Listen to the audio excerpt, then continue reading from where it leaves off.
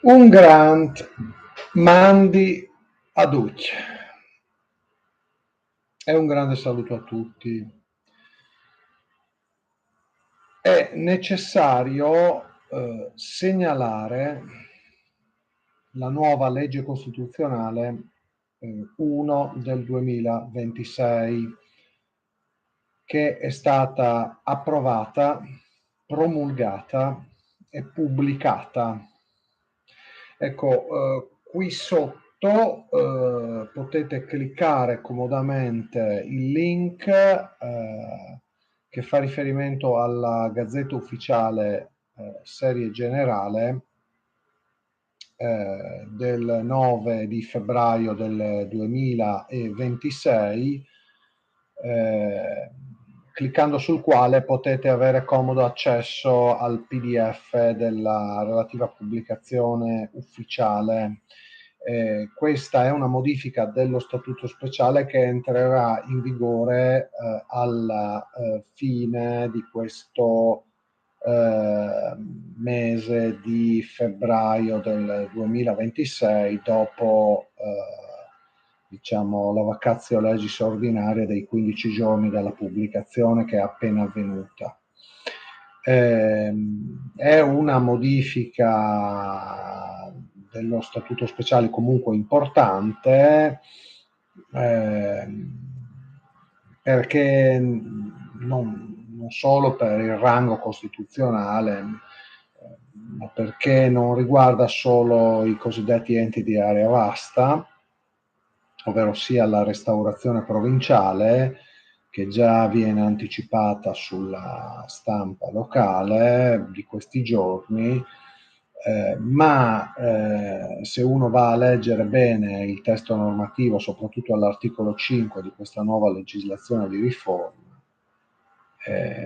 riguarda questa novità anche la forma di governo della regione autonoma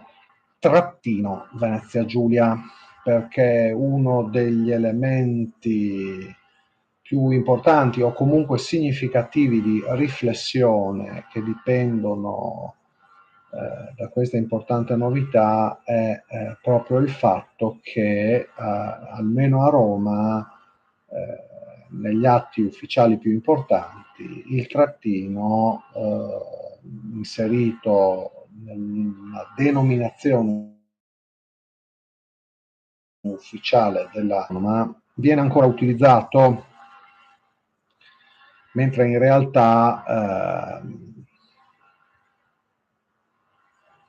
sono i regionali, sono i triestini e i loro collaborazionisti che lo hanno indebitamente soppresso. Questo piccolo ma significativo elemento va a sottolineare il carattere composito, complesso di questa nostra realtà regionale,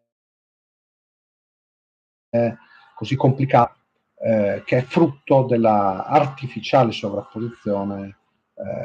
tra due realtà così diverse, per molti versi letteralmente inconciliabili, quali sono il Friuli da una parte e Trieste dall'altra. Diciamo che il nostro eccentrico, alieno, spesso ostile capoluogo regionale Trieste cerca viceversa di risolvere questi problemi semplicemente omologandoli, omogeneizzandoli, livellandoli ovviamente attorno ai suoi interessi, sfruttando una rete sempre più capillare e influente di collaborazionisti anche locali che in tutti i modi,